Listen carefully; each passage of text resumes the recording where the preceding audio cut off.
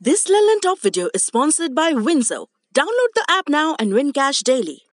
घर बैठे बोर हो रहे हो तो क्यों ना गेम खेली जाए। भारत के best gaming platform WinZO app पे यहाँ पे आप अपना फेवरेट स्पोर्ट खेल सकते हो एंड जीत सकते हो बहुत सारा रियल कैश जो आप अपने बैंक अकाउंट, यूपीआई या पेटीएम वॉलेट से विड्रॉ भी कर सकते हो इंस्टेंटली। साल था 2006, अगस्त का महीना। कुख्यात गैंगस्टर सुंदर भाटी बुलंदशहर जेल में बंद था। इस दौरान पुलिस के हाथ एक रिकॉर्डिंग लगी, जेल में बंद सुंदर भाटी की फोन रिकॉर्डिंग। इस रिकॉर्डिंग के मुताबिक वो कथित तौर पर तत्कालीन केंद्रीय गृह राज्य मंत्री माणिक राव गावित से बात कर रहा था। पुलिस के पास से ये रिकॉर्डिंग एक टीवी चैनल के रिपोर्टर को लीक हो गई थी। बस फिर क्या था, टीवी चैनलों ने इस बातचीत को जोर शोर से दिखाया। सीबीआई जांच शुरू हो गई।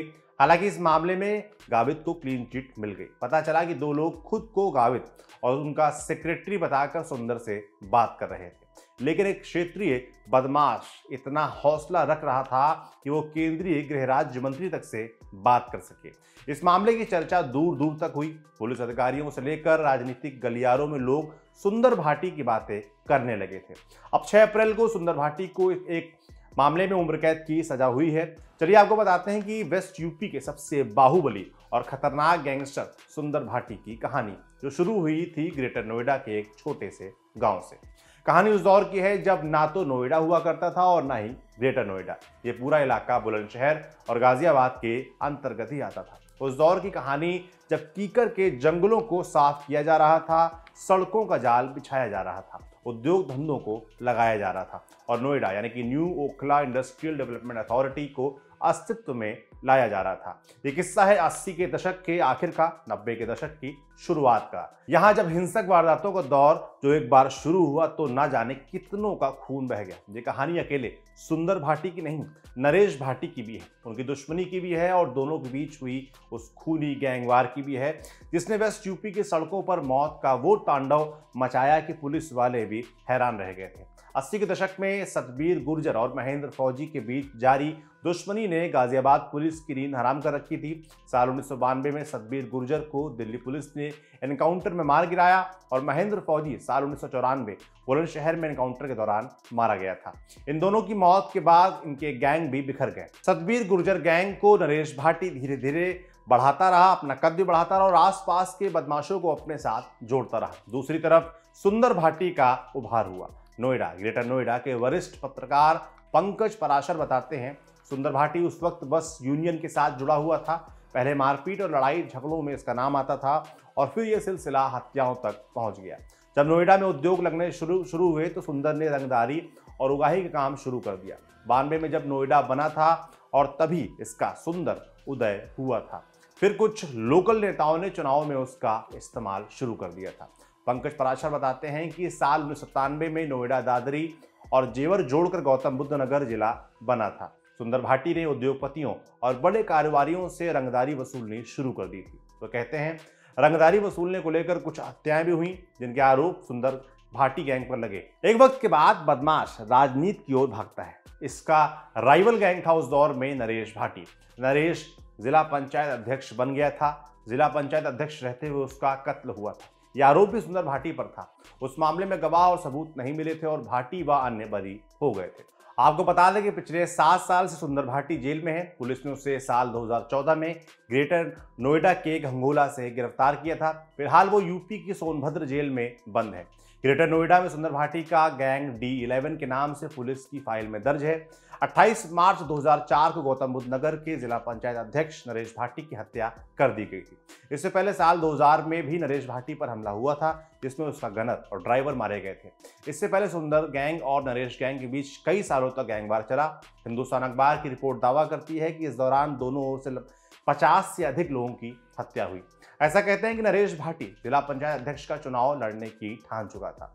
वहीं सुंदर भाटी भी जिला पंचायत अध्यक्ष बनना चाहता था। इसी को लेकर दोनों के बीच दुश्मनी हुई, गैंग वॉर शुरू हो गया। ट्रक यूनियन के 2 अध्यक्षों की हत्या तक हो गई। नरेश भाटी जिला पंचायत अध्यक्ष बने, लेकिन 2004 में उनकी हत्या हो गई। उनके मर्डर के बाद इस गैंग की कमान नरेश के भाई रणदीप ने संभाल ली। नरेश का भांजा अमित कसाना भी गैंग का हिस्सा बन गया। नाम न छापने की शर्त पर इस इलाके को कवर करते रहे एक वरिष्ठ पत्रकार बताते हैं, सुंदर भाटी को नरेश भाटी का साथी भी बताया जाता है। नरेश भाटी सतबीर गैंग का हिस्सा रहा था। सुंदर और नरेश के बीच जब दुश्मनी हो गई तब इसने नरेश पर कई हमले किए। आखिरकार एक दिन लाल बत्ती की कार में ही नरेश भाटी को भून दिया गया। उसके साथ जो पुलिस वाले थे उनको भागने को कह दिया गया था। बाद में अमित कसाना ने सुंदर भाटी को मारने की सौगंध ले ली। फिर सुंदर की दुश्मनी अमित कसाना से हो गई। कसाना ने सुंदर पर हमले किए, वो भी कई बार, लेकिन वो बचता रहा। लेकिन इस गैंगवार में कई लोग मारे गए। पंकज पराशर बताते हैं कि सुंदर की राजनीतिक महत्वाकांक्षा थी, वो हमेशा व्हाइट कॉलर होना चाहता था।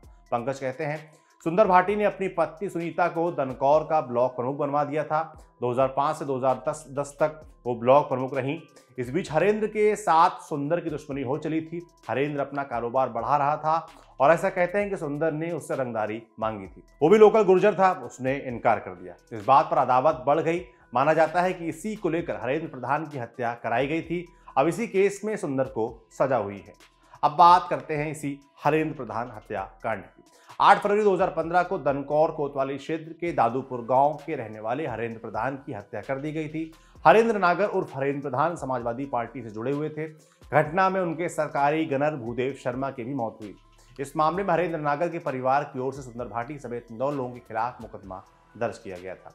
अब इस बात को समझिए कि नोएडा, ग्रेटर नोएडा और गाजियाबाद में सरिये का बड़ा कारोबार है। ऐसा मानते हैं कि सुंदर भाटी का अपने गुर्गों की मदद से इस कारोबार में बड़ा दखल था। इसी बीच हरेंद्र नागर का वर्चस्व बढ़ने लगा था। वो सरिये और स्क्रैप के काम में बढ़त बना रहा था। हरेंद्र जेवर विधानसभा सीट से चुनाव लड़ने की तैयारी भी कर रहा था। राजनीति में हरेंद्र का बढ़ता कद और कारोबार में मिल रही बढ़त सुंदर को परेशान कर रही थी। आखिरकार इसका अंत हरेंद्र की हत्या से हुआ। बाद में सपा ने हरेंद्र की पत्नी को जेवर सीट से विधानसभा का टिकट भी दिया था।